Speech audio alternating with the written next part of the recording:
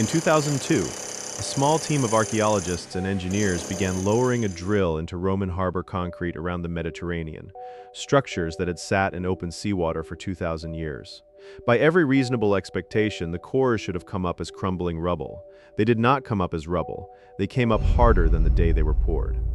Meanwhile, in the center of Rome, a dome 43 meters wide enough that a 14-story building would fit inside it, lying on its side, has stood for nearly 1,900 years without a single steel rod. No steel skeleton, no rebar, no modern reinforcement. And somewhere down an ordinary road, a highway overpass poured in 1975 is already scheduled for demolition because the concrete is eating itself from the inside. One structure was built by engineers who recorded their measurements on wax tablets. The other was built with computers, chemistry labs, and international material standards. The old one is still standing. The new one is coming down. So what had we spent 500 years mistaking for a flaw when it was actually the whole secret? In the year 126, under the Emperor Hadrian, workers in Rome finished pouring the last section of a dome that would become the largest unreinforced concrete span ever built, the Pantheon. 43 meters across, cast as a single continuous shell with no joints and no internal skeleton. It is still standing. It has never been reinforced. 19 centuries, and it still carries its own weight on chemistry alone. More than a century before the Pantheon rose, engineers working for King Herod had already poured 20,000 metric tons of volcanic concrete, roughly the weight of 50 fully loaded Boeing 747s, into the seabed off Caesarea to build a harbor that could shelter an entire fleet.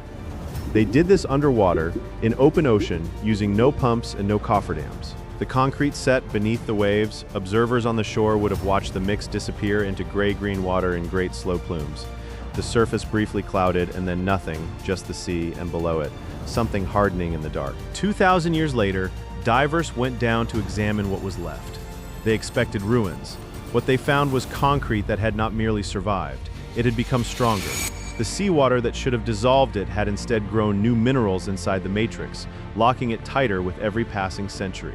2,000 years, without a single engineer returning to inspect it. We do not build this way anymore. Modern marine concrete lasts decades if it is lucky. Bridges built in the 1960s are being torn down today because the concrete has crumbled and the steel inside has rusted through. Modern engineers pour more concrete than any civilization in recorded history, and it fails faster than anything the Romans ever made. So we went looking for the secret, and the answer had been sitting in a textbook that every trained engineer in Europe had access to for 500 years. They had simply decided it meant something else. For more than a century, engineers examining fragments of Roman concrete kept finding the same odd feature. Small white chunks scattered through the mix, rough-edged, inconsistent in size, sometimes no bigger than a walnut. They looked like lumps of poorly mixed lime, the kind of mistake a careless crew makes when they fail to stir the mortar properly. The assumption repeated in textbook after textbook was that Roman quality control was primitive. The concrete worked in spite of these lumps, not because of them. No one tested that assumption for a very long time. Then in the early 2000s, a geologist named Marie Jackson began studying cores drilled out of the ancient harbor at Caesarea, cylinders of concrete that had spent 2 millennia underwater. She put them under an electron microscope. What she found growing inside the matrix should not have been there. Crystals of a rare mineral called aluminous tobermorite, arranged in interlocking plates like a microscopic deck of cards. This mineral is nearly impossible to synthesize in a laboratory. It requires extreme heat, and even then the yield is small. But here it was, grown naturally inside Roman concrete, reinforcing the structure from within. The seawater had not attacked the matrix, it had fed it. As water percolated through the volcanic ash, it dissolved certain elements and reassembled them into these crystals, which then locked into the existing structure and made it harder to crack. Jackson's findings were published in American Mineralogist in 2017. The concrete had been healing itself automatically for 20 centuries. We build with Portland cement, which does the opposite. It hardens fast, but once it cracks, it stays cracked. Water enters, steel rusts, rust expands. The concrete spalls and fails from the inside out. Engineers call it concrete cancer. Roman concrete had no steel, it didn't need it. And because it had no steel, it couldn't fail that way. That explained what the seawater had been doing. It did not explain who had chosen to put those white lumps there in the first place. The difference came down to a single step the Romans took first, before adding any water at all. A step Vitruvius wrote down, a step no one believed. In the 1st century before Christ, a Roman military engineer named Vitruvius, a man who had served Julius Caesar's campaigns building and maintaining artillery, wrote a 10-volume manual on architecture and construction. De Architectura, it is the oldest surviving engineering text in the Western canon. And it contains in plain Latin the exact recipe for Roman concrete: 1 part lime to 3 parts volcanic ash for structural work, 1 part lime to 2 parts volcanic ash for underwater construction. Use ash from the Bay of Naples near a town called Pozzuoli, because that ash reacts with lime in a way that makes the mortar set even beneath water. Vitruvius wrote it the way a craftsman would, not in proportions to memorize, but in proportions to feel. 1 part, 2 parts, 3 parts. The ratios presuppose someone standing over a mixing trough, not someone reading a laboratory specification sheet. And because the intended reader was standing over a trough, Vitruvius left out one detail that any mason already knew: what to do before the water went in. The book was never lost. It was copied by medieval scribes. It was printed in 1486. It was translated into Italian, French, German, and English. Every trained engineer in Europe had access to it, and for 500 years, almost no one believed the recipe was complete. When chemists tried to follow it in the 19th and early 20th centuries, they got concrete that was weaker, slower to set, and less reliable than Portland cement. The assumption followed naturally. Vitruvius had left something out, or the translation was deficient, or there was some unrecorded trick the Romans had carried to the grave. That a military engineer had written a construction manual read by every generation since, and that the manual actually worked, was not the conclusion anyone reached. It was, in retrospect, a remarkable act of collective stubbornness. In 2023, a materials scientist named Admir Masic at MIT went back to those white lumps, the ones dismissed for generations as Roman sloppiness. He analyzed their chemistry. They were not accidents. They were unreacted lime, deliberately preserved in the mix. Because the Romans had done something modern engineers never do. They combined the lime with the volcanic ash before adding water. Lime is calcium oxide. When water hits it, the reaction releases enough heat to scorch bare skin, and a Roman mason standing over the trough would have felt that instantly. The steam rising, the sharp smell, the mix becoming almost too hot to work. That sensation was not a hazard to be avoided. It was the signal. If the dry lime is combined with dry ash first, and water is added afterward, the heat is trapped at the center of the reaction. Some lime reacts immediately and binds with the ash. Some of it remains as small, intensely reactive chunks, those white lumps embedded in the hardened concrete, like sleeping sentinels. Masic called this hot mixing. When he tested it in the lab, he discovered what those lumps were actually for. When a crack forms in hot mixed concrete and water seeps in, it contacts one of those lime clasts. The lime dissolves slightly, then recrystallizes as calcium carbonate, limestone, filling the crack from within. The concrete seals itself automatically, with no human intervention required. Masic cracked samples in the lab, soaked them in water, and watched the cracks close within 2 weeks. Control samples made without lime clasts stayed cracked. His findings were published in Science Advances in 2023. The recipe was never incomplete. We had read mix thoroughly and assumed it meant what we do today. Add water first, then stir. The Romans did it in the opposite order. That single procedural inversion, the detail Vitruvius didn't spell out, because every mason watching already knew it, was the key that had been in the lock for 2,000 years. You're descended from people who figured this out, wrote it down, and watched every generation after them walk past it. In the year 79, Vesuvius erupted and buried the city of Pompeii under several meters of ash and pumice in a matter of hours. The eruption was fast enough to freeze the city mid-moment, meals still on tables, bodies caught mid-step, construction sites abandoned with tools still in place. One of those sites was a house being repaired after earthquake damage. The walls had been stripped back. Fresh mortar sat mixed and waiting in containers near the base of the scaffolding. Somewhere on that site, a crew had been working through the morning's pour when the ash cloud reached the city. The lime was still hot. In 2025, researchers working with Masic's team examined that mortar. They found the same white lime clasts. They found the mineral signature of hot mixing. Dry ingredients combined first, water added last. The exothermic reaction still legible in the crystal record 2,000 years later.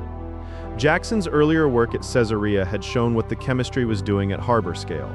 This confirmed that the same method was standard practice at the level of an ordinary repair crew on an ordinary residential street. This was not a laboratory hypothesis about imperial monuments. This was the way Romans actually worked. Confirmed at an active construction site stopped cold by catastrophe. Hot mixing was not an elite technique reserved for the Pantheon. It was routine. It was what you did when you built something that needed to last. The knowledge had been written down by Vitruvius. It had been practiced across the empire, in harbors and on residential streets alike. It had been preserved perfectly in the archaeological record. And then for more than 1,000 years, no one needed it. After the Western Roman Empire collapsed in the 5th century, the large-scale engineering projects that had justified concrete simply stopped. Aqueducts went unmaintained. Harbors silted up, the skilled workforce dispersed, the institutional memory of how to organize a large pour, the supply chains, the trained crews, the knowledge of where to source the right ash, dissolved along with the structures it had built. Medieval Europe built in stone and timber, lime mortar for small-scale work. Yes, but nothing approaching the scale or ambition of Roman construction. The knowledge survived in books. The practice did not. For roughly 1,000 years, no one in Europe poured concrete at an industrial scale. Then in 1824, an English bricklayer named Joseph Aspdin patented a new kind of cement. He called it Portland cement, after the color of stone quarried on the Isle of Portland in Dorset. It was made by burning limestone and clay at high temperatures, then grinding the result into powder. Add water, and it hardened in hours. Roman pozzolanic concrete took days to set and weeks to reach full strength. The formwork had to remain in place. The volcanic ash had to be sourced from specific regions around Naples. The process was deliberate and slow. Portland cement was fast. A foundation poured in the morning could have its form stripped by evening. When the Industrial Revolution demanded concrete at scale for factories, railroads, dams, bridges, Portland cement won because it matched the pace the moment required. Durability was traded for speed. That trade was not an accident. It was economically rational. A railroad company in 1850 did not care whether a bridge lasted 2,000 years. It cared whether the bridge could be finished before winter and whether it would remain standing long enough to recoup the investment. And there may have been a quieter force at work too. Portland cement was patented, Aspdin held the patent, and the cement industry that grew around it was built on proprietary formulations. Roman concrete belonged to no one. A method anyone could use for free offered no such commercial advantage. It is hard to prove how much that mattered, but it is easy to see which material attracted the investment. By the early 20th century, engineers added steel reinforcement to make the material stronger and more versatile. The combination of Portland cement and rebar became the universal standard. With it, the engineering world built skyscrapers, river crossings, seawalls, and highway systems on a scale no previous civilization had approached. But rebar introduced a failure mode the Romans never faced: steel rusts. When water enters a crack, and Portland cement always cracks because it is brittle and does not self-seal, the rebar begins to corrode. Rust occupies more volume than steel. The expansion fractures the concrete further, and the structure fails from the inside. Concrete cancer. It is slow, invisible, and irreversible once it begins. Consider the Ponte Morandi in Genoa, a modern bridge that collapsed in 2018 after roughly 50 years of service, killing 43 people with corroded steel at the heart of the investigation. Meanwhile, in the center of Rome, the Pons Fabricius, a stone bridge completed in 62 BC, still carries pedestrians across the Tiber every day, more than 2,000 years after it was built. One lasted 50 years. The other has lasted 40 times longer and is still in service. Modern concrete lasts 50 to 100 years under good maintenance. Bridges built in the 1960s and 1970s are being demolished today. We are now in a cycle of constant replacement, pouring more concrete each decade than the Romans poured across 5 centuries, and tearing it down almost as fast. Concrete production currently accounts for roughly 8% of global carbon dioxide emissions. A material that lasts 500 years instead of 50 requires 10 times fewer rebuild cycles. The climate arithmetic is not complicated. The Romans were not solving the same problem we were. They optimized for endurance. We optimized for pace. Both choices were rational given the moment that made them. The question is whether our moment has changed. Masic did not stop at publishing the research. He went on to co-found a company to commercialize self-healing concrete built on Roman principles. The product is not a direct copy. Modern building codes and material standards require adjustments, but the core mechanism is the same. Reactive materials embedded in the mix that activate when cracks form, sealing them before water penetrates and before damage spreads. Other research teams are pursuing parallel approaches. Some are working with bacteria that produce limestone when exposed to water. Some use microcapsules filled with bonding agents that rupture when a crack opens. The methods differ. The goal is the same. The obstacle is not technical. The chemistry works. The obstacle is economic and institutional. The global construction industry is organized around Portland cement. Its standards, its supply chains, its equipment, its insurance underwriting, its training programs. Changing the material means changing all of that. A better recipe is necessary but not sufficient. Roman concrete cannot replace Portland cement in every application. Its compressive strength is lower, it will not set fast enough for many construction schedules, it cannot support a 60-story tower. And the volcanic pozzolana Vitruvius specified is not available everywhere. Though modern equivalents such as fly ash and silica fume can substitute in many cases and are already industrial waste products from other processes. But for infrastructure designed to endure, seawalls, harbor foundations, tunnels, dam faces, the Roman approach is not merely viable. Under certain conditions, it is demonstrably superior. The question is whether the industry is willing to build more slowly in order to build fewer times. Here's where the irony settles in. The recipe was never lost. Vitruvius wrote it down in the 1st century before Christ.